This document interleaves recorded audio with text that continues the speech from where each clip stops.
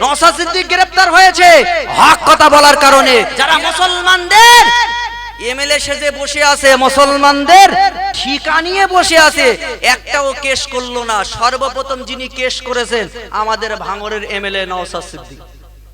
এ ভাই আপনারা বললে হয়তো বলবেন ইনি নওশাদ সিদ্দিকের ভক্ত, আমি পার্টি করতে এখানে আসিনি।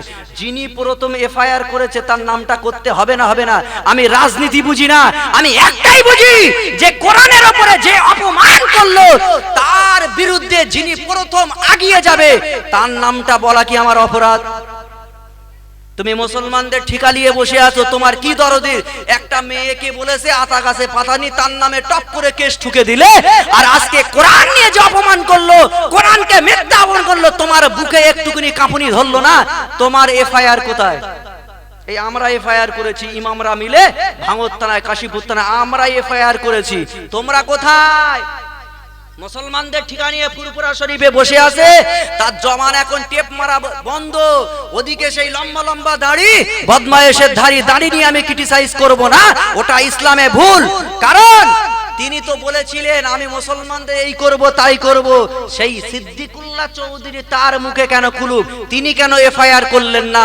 মিস্টার এখন কে বলেছে মাওলানা ফিরহাদ, মাওলানা ফিরহাদ কি মাওলানা লকব দিয়েছে, সে মাওলানা সাহেব কেন কেস করলো না? এটা কি আমি আপনি বলবো না? আমাদের ভোটে তুমি যদি জিততে পারো তাহলে কোরআনের যেখানে অপমান হবে, তুমি যদি কেস করতে, আমাদের তোমাদের প্রতি ভক্তি ভালোবাসা আমাদের বেড়ে যেত না। তাহলে তুমি যখন কোরআনের অপমান করেছো, ওরা যেমন কোরআনের মিথ্যা বলেছে, তুমি কোরআনের বিরুদ্ধে তুমি যদি না কেস করতে পারো, না এফআইআর করতে পারো, মনে করব তুমিও কোরআনের দুশমন। আসলে এ সমাজে এমএলএ গ্রেফতার হচ্ছে, নওশাদ সিদ্দিক গ্রেফতার হয়েছে হক কথা বলার কারণে। গ্রেফতার হয়ে তাকে সাসপেন্ড করা হলো কবির সুমন, সেও সাসপেন্ড হলো। অথচ অসীম সরকার কোরআনের বিরুদ্ধে করেছে, শুভেন্দু অধিকারী মুসলমানদের মারার হুমকি দিচ্ছে। আবার একজনকে টেকো, সে বলছে এদেরকে এনকাউন্টার করতে হবে, তাদেরকে অ্যারেস্ট হচ্ছে না, অ্যারেস্ট হচ্ছে যে হক কথা বলছে। আমার কি মুসলমান কি কানে এখন কি পানি দিয়ে ঘুমোচ্ছি না নাকে তুলো দিয়ে ঘুমোচ্ছি? আমাদের কি হুঁশ নাই? আমরা জানি এটা সম্প্রীতি বাংলা, এটা হচ্ছে ভ্রাতৃত্ব বাংলা, এখানে সবাই থাকবে। ডক্টর আম্বেদকর তুমি লিখে গিয়েছেন এ ভারতবর্ষ সব সেকুলার এখানে বাস করতে পারবে, সব ধর্মে, কে খ্রিস্টান, কে ঈসাই, কে জৈন, কে আদিবাসী, সাঁওতালি, হিন্দু, মুসলিম, ভাই ভাই নিজেদের ভিতরে অশান্তি নাই, যে যার ধর্ম পালন করবে, এটা তো সংবিধান। তাহলে এরা কি করে সেই সংবিধানকে আঙুল দেখিয়ে সংবিধান ভঙ্গ করে কোরআন শরীফের বিরুদ্ধে কেন এ কথা বললো? এটা তোমার যদি এটা বাংলায় সম্প্রীতি বাংলা হয়, তোমার তো আগে উচিত ছিল তাকে গ্রেফতার করা। তুমি করেছো? তুমি মুসলমান দরদি দেখাও, আমরা বুঝি না, আমরা বুঝি না। ফুটবল সেমিফাইনালের খেলায় শুধু খেলিয়েছে মুসলমানদের লাথি মেরে মেরে, খেলার ম্যাচ যখন উপার্জন করলো ফাইনালে একটু পানি টানি দিয়ে, ফাইনালে যাওয়ার পর টপি নেওয়ার পরে এখন বলছে হটাও, এ বল আর খেলবো না। তা আমরা মুসলমান আজকে ফুটবলের জাত হয়ে গেলাম। মুসলমান ঘরের ছেলেরা, এ নবীর উম্মত উম্মতিরা, কোরআন শরীফ বলতে বলতে একটা আয়াতের কথা মনে পড়ে গেল। পারা নম্বর 28, সূরাটার নাম হলো সূরা আল হাসর। 21 নম্বর আয়াতে আল্লাহ জানিয়ে দিলেন, লাউ আনজালনা হাযাল কুরআন আলা জাবালিন লারাইতাহু খাশিআম মুতাসাদ্দিআম মিন খাশিয়াতিল্লাহ ওয়া তিলকাল আমসালু নাদরিবুহা লিন-নাসি লাআল্লাহুম ইয়াতাফাক্কারুন। আমার আল্লাহ পাক আল্লাহ তাআলা জানিয়ে দিলেন, তুমি কি লক্ষ্য করনি আমি এই কোরআন শরীফটা যদি পাহাড়ের উপর রেখে দিতাম, ওই পাহাড়টা জ্বলে পুড়ে সরকার চৌচির হয়ে যেত, ধসে যেত। কিন্তু না না না, আমি আল্লাহ পাক আল্লাহ তাআলা এই কোরআন শরীফটা পাহাড়ের উপরে রাখলাম না। আমি আল্লাহ পাক তোমাদের নিশানি এটা দেখিয়ে দিলাম। তোমরা অ্যানালাইজ করো, চিন্তা করো যে কোরআন শরীফের ভার, যে কোরআন শরীফের ইজ্জত একটা পাহাড় নিতে অস্বীকার করলো, এই কোরআন শরীফটা আমি আমার বান্দা বান্দির কলিজার ভিতরে মুখস্থ রাখার ক্ষমতা আমি দিয়ে দিলাম। জোরে বলুন না।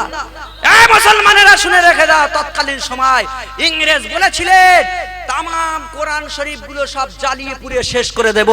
এরা এখন যেমন বলে যে কোরআন শরীফ সব পুড়িয়ে শেষ করে দেব, সেই ইংরেজের সময়ে একজন স্বাধীনতা সংগ্রামী নেতা দেবানন্দের একজন আলেম বলেছিলেন, এ ব্রিটিশ সরকার, তামাম মাদ্রাসা কেন, সারা জায়গায় থেকে কোরআন শরীফ তুই পুড়িয়ে শেষ করে দিতে পারিস, কোনো অসুবিধা নাই। পৃথিবীতে যদি একটা হাফেজ থাকে, ওই হাফেজটা একদিনেই আবার কোরআন শরীফ তৈরি করে দিতে পারে। একবার জোরে বলো, অন্তরকে জ্বালিয়ে শেষ করে দিতে পারবে? যে অসীম সরকার বাংলাদেশি ঘুষপেটিয়া, সেই অসীম সরকারের দেশে একজন গায়ক, তার নাম হলো নকুল কুমার বিশ্বাস। নাম কি? আপনি ইউটিউবে সার্চ দিয়ে দেখেন, নকুল কুমার বিশ্বাস। একজন হিন্দু হয়ে কোরআনকে কত ভালোবেসে, কত রেসপেক্ট করে। তিনি কোরআনকে নিয়ে যখন 2011 সালে ঘোষণা দিয়েছিল আমেরিকা যে কোরআনকে সব জ্বালিয়ে শেষ করে দেব, তিনি একটা কোরআনকে নিয়ে একটা ছন্দ লিখেছিলেন, একটা গান, তার ভাষায় কোরআনকে নিয়ে তিনি একটা সঙ্গীত লিখেছিলেন। আপনারা জানেন না? জানেন না? লিখেছিলেন। উনি বলেছিলেন যে যদি পৃথিবী থেকে, যদি তামাম পৃথিবী থেকে সব বইয়ের দোকান যদি পুড়ে ছাই হয়ে যায়, যদি পৃথিবী থেকে সব বইয়ের দোকান পুড়ে হয়ে যায় স্যার, তবে বিশ্ব থেকে মুছবে না পবিত্র আল কোরআন। একবার জোরে বলুন, জোরে বলুন না। একজন হিন্দু হয়ে কোরআনের প্রশংসা করলো, আর তুমি সেই দেশের এখানে বাঁচানোর জন্য মিথ্যা কথা বলছো, এটা মেনে নেওয়া যাবে না। কোরআনের বাড়ি কোথায়? বালু হুয়া ফি কুরআনিল মাজিদ ফি লাউহি মাহফুজ। কোরআন নিজে বলছেন আমার বাড়ি হলো লাহে মাহফুজে। একবার জোরে বলেন সুবহান। তামাম পৃথিবীর গ্রন্থ শেষ হয়ে যাবে, কিন্তু কোরআন কোনোদিন শেষ হবে না। কোরআন তখনই শেষ হবে যখন কিয়ামত হবে, তখন মানুষ গুনাহে লিপ্ত হয়ে যাবে। কোরআনের শরীফ থাকবে, পৃষ্ঠা থাকবে, আমার আল্লাহ পাকের অর্ডারে কোরআন শরীফ সেদিন লেখা থাকবে না, উঠে চলে যাবে। হাফেজদের অন্তর থেকে কোরআন সব উঠে যাবে। মনে করবেন তওবার দরজা বন্ধ। তার আগে পৃথিবীর কারো ক্ষমতা নেই কোরআন শরীফ শেষ করা। এটা মহাব্বতে দরুদ আল্লাহুম্মা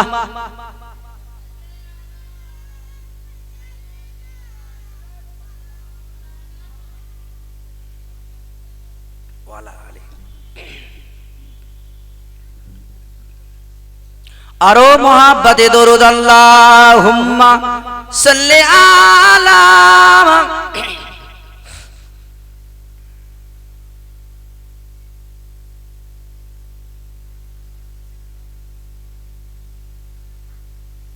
मोहब्बत दरूद अल्लाहुम्मा सल्ले अला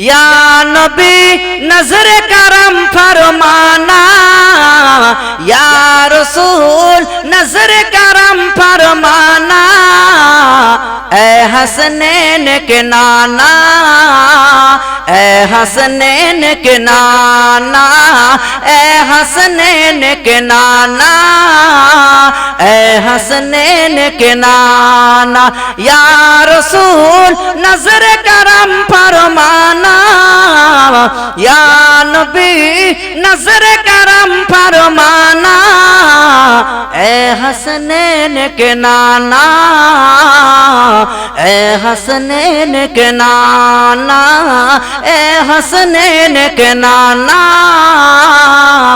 ए हसनैन के नाना। सल्लल्लाहु मैं पढ़ता हूँ, दिल को मिलता सकीना, ए हसनैन के नाना, ए हसनैन के नाना।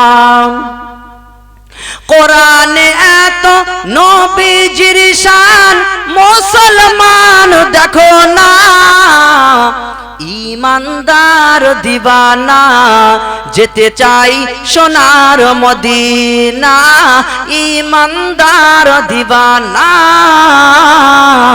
যেতে চাই সোনার মদিনা, ইমানদার দিবানা, যেতে চাই সোনার মদিনা। রওজা জিয়ারত যাইবে যে জন সোনার ওই মদিনা, শাফাআত করবেন দয়ার নবী হাদিসে ঘোষণা। একবার জোরে হবে না?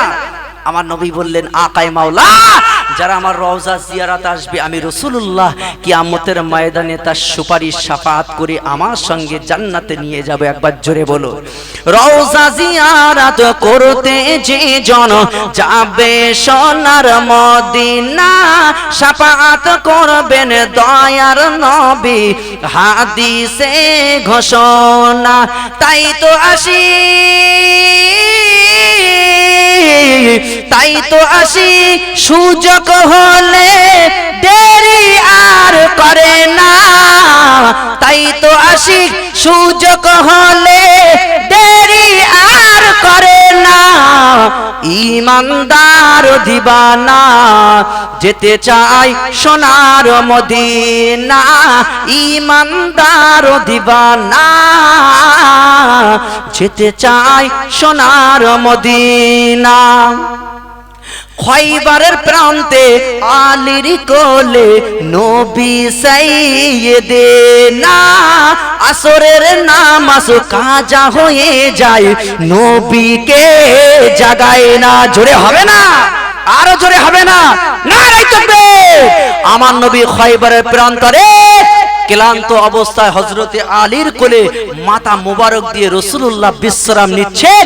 এদিকে আসরের ওয়াক্ত কাজা হয়ে গেল, সূর্যটা ডুবে গেল, মাগরিবের ওয়াক্ত শুরু হয়ে গেল, কিন্তু আমার নবীকে জাগে না। আলী বলছেন, ওই সূর্যের চাইতে আমার কাছে আমার নবীর ঘুম আগে। একবার জোরে বলো। যে নবীকে না তৈরি করলে ওর সূর্য তৈরি হতো না, সেই সূর্যকে আমি কেয়ার করি না। যে নবীকে না তৈরি করলে আমরা নামাজ পেতাম না, সে নামাজ আগে নয়, আমার কাছে আমার আগে আমার রাসূলুল্লাহ। একবার জোরে বলুন। আরো জোরে হবে না? সেই সময়তে আমার নবী আর দেরি করলেন না, তিনি ঘুমন্ত অবস্থায় উঠলেন, বুঝতে পারলেন। খয়বারের প্রান্তে আলীর কোলে নবী সাইয়েদেনা, আসরের নামাজ কাজা হয়ে যায়, নবীকে ডাকে না। ডুবন্ত সূর্য, ও ডুবন্ত সূর্য, ডুবন্ত সূর্যকে ডাক দিয়ে বলে, নবী আলী নামাজ পড়ো না। জোরে বলুন না? আরো জোরে হবে না? এই ডুবন্ত সূর্য, আমার জন্য আমার আলীর নামাজ কাজা হয়ে গিয়েছে, আমার জামাতা আলীর নামাজ কাজা না যেন হয়, আর দেরি করিস না, আমার হুকুমে আর দেরি না করে সূর্যটা উঠে আয়, আসরের ওয়াক্ত শুরু করে দে। ওই সূর্যটা, ডুবন্ত সূর্য উঠে আসরের ওয়াক্ত করে দিল। আমার আলী সেদিন নামাজ আদায় করেছিল। একবার জোরে বলো। আরো জোরে হবে না? ডুবন্ত সূর্য, ও ডুবন্ত সূর্য, ডুবন্ত সূর্যকে ডাক দিয়ে বলে, নবী আলী নামাজ পড়ো না। ঈমানদার দিবানা যেতে চাই সোনার মদিনা, ঈমানদার দিবানা যেতে চাই সোনার মদিনা। আল্লাহুম্মা সাল্লি আলা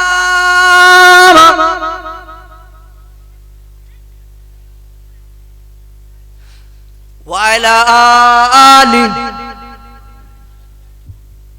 আমার আব্বা জানেরা, সোনার মালিকেরা, আমার প্রথমে কোরআনের আয়াত ছিল যে ইবলিশের কথা আলোচনা করতে করতে আমি এই পর্যন্ত কুলাঙ্গার, বেশরমা, লাওয়ারিস, ওয়াসিম সরকারের নিয়ে একটু আলোচনা করলাম।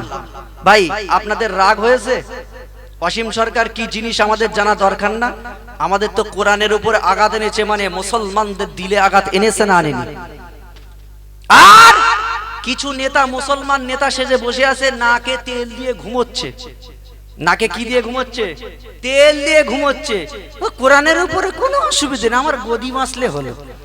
কোরআন আজানের উপরে কোনো ব্যাপার না, আজানে নিয়ে ব্যঙ্গ করে গান চালিয়ে দিচ্ছে, কোনো অসুবিধা নেই। আমরা করলে সব মাপো, আমাদের লাইন ঘাট জানা আছে কোন জায়গায় কি করলে। কিয়ামতের ময়দানে যারা মুসলমানদের ঠিকা নিয়ে বসে আছে, এদের জবাব দিতে হবে না? হবে না? নেতা কত বড় নেতা, যেদিন কবরে যাবে সেদিন বুঝতে পারবে। মুকুল রায়ের নাম শুনেছেন, কিতনা বড় দাপুড়ে নেতা। একটু ফেসবুকে তাকে একটু দেখবেন ভিডিও, সে আর হাঁটতে পারে না, শরীর চুপসে গিয়েছে। যত বড় তুমি নেতা হয়েছো, টাকার গরম, অহংকার, আজকে তোমার জমি জায়গায় গরম, পাওয়ারের গরম দেখাচ্ছ, গরিবদের উপরে অত্যাচার করছো, অত্যাচারের স্টিম রোলার চালিয়ে দিচ্ছ। মনে রাখবেন, পৃথিবীর কেউ না দেখতে পারুক, আল্লাহু সামিউম বাসীর, আমার আল্লাহ দেখতে পায়। শুধু তাই নয়, আল্লাহু ইয়ালামু মা তুসরুনা মা তুলিনুন। আমার আল্লাহ পারা নম্বর 14 কোরআন শরীফটা খোলো, সূরা নাহলের 270 নম্বর পৃষ্ঠায় আমার আল্লাহ 19 নম্বর আয়াতে ডান সাইড পৃষ্ঠায় উপরে 3 লাইন নিচে আল্লাহ বললেন, এই আমার বান্দা বান্দিরা, তোদের অন্তরে কি লুকোচুরি করে? কাকে বিনা অপরাধে আসামি করবি, কার নামে মিথ্যা মামলা দেবি, কেস করবি, দাঙ্গা করবি, মারপিট করবি, ঘরে বোম মারবি, কি করবি না করবি, কোন ভোটে চুরি করে জিতবি না জিতবি, তোর জবান থেকে জাহির করার আগে আমি আল্লাহ বান্দা বান্দির অন্তরের খবর জানতে পারি। একবার জোরে বলুন। চোর মনে করে আমি চুরি করছি, পৃথিবীর কেউ দেখতে পায় না। পৃথিবীর সব দোকানের শাটার খোলা থাকে, আর আমার আল্লাহর রহমতের দরজা খোলা থাকে না, থাকে না? এজন্য বলা হয়েছে তাহাজ্জুদের নামাজ যারা ইবাদত করে, তাহাজ্জুদের নামাজ পড়ে, আল্লাহ তাদের প্রতি বেশি বেশি খুশি হয়ে যায়। একবার জোরে বলুন। নেতা হতে হবে, নেতার মতো নেতা যদি হতে চাও, যারা মুসলমানদের নেতা হয় তাদেরকে হযরতে ওমরে ফারুকের হিস্টোরি একটু পড়া দরকার। তিনি কেমন নেতা ছিলেন আর তুমি কেমন নেতা? তারা ছিল নেতা, জনগণের নেতা, আর তুমি হচ্ছে জনগণের কেতা। শীতকাল আসলে ছুটে পালাবে, শীতের সময় কাজে আসবে না, তবে গরমকাল আসলে বলবে এলে কেতালে দেবো, গায়ে দেবো। দেখতে পান না, ভোট আসলে মাথায় মাথায় ঠেকা খাচ্ছে, মনে করবেন ভোট আর বেশি দেরি না। বাবু ভালো আছো? এতদিন বাবু না, এতদিন বল ওদিক যা, ওখানে যাইনি, দাঁড়া, শুধু ফ্যা ফ্যা ফ্যা ফ্যা করছে। আর যেই ভোট আসবে শুধু মাথায় বাবু আসসালামু আলাইকুম, ভালো তো, মনে করবে ভোট আর বেশি দিন দেরি না। এরা নেতা গরমের সময় বললে এলে কম বললে, শীতকালে কম্বল দেবে না। গরমের সময় প্রয়োজন আমাদের কি, একটু ঝড়ঝাপটা হলে, পানি হলে ছাতা। তাই কথাই বলেছে, শীতের কেতা আর বর্ষাকালে ছাতা দুটোই কোনোদিন হাতছাড়া করা যাবে না। আর এরা শীতকালে কেতা দেবে না, শীতকালে বলে ঠান্ডায় মর। তার মানে ভোট হয়ে গেলে 5 বছর মর, আর ভোটের সময় গরমকালে বলবে এলে কেতা। এর নাম হলো কেতা। মুসলমান ঘরের ছেলেরা, নবীর উম্মত উম্মতিরা, ভালো করে খেয়াল করে শুনুন। হযরত ওমর ফারুক দ্বিতীয় খলিফা, তিনি মদিনার রাজত্বে, তিনি রাজ দরবারে বসে আছেন, তিনি মসনদে দায়িত্ব পেয়ে গেলেন। অদ্য পৃথিবীর বাদশা, অদ্য পৃথিবীর শাসন যার ব্যবস্থা, রোম, পারস্য, সিরিয়া, যত দেশ আছে, যাকে দেখে ভয় করত। শুধু তাই নয়, আকায়ে মাওলানা রাসূলুল্লাহ সাল্লাল্লাহু আলাইহি ওয়াসাল্লাম তিনি ইবলিসকে একদিন জিজ্ঞাসা করলেন, এই ইবলিস, যে রাস্তা দিয়ে আমার ওমরে ফারুক যায়, তুমি সে জায়গায় ভয়তে তোমার কেন দেখা নাই, তোমার দেখা কেন পাওয়া যায় না? ইবলিস বলেছিলেন, হুজুর, আপনার ওই সাহাবীর এত রাগ, আমাকে দেখতে পেলে আমাকে যদি না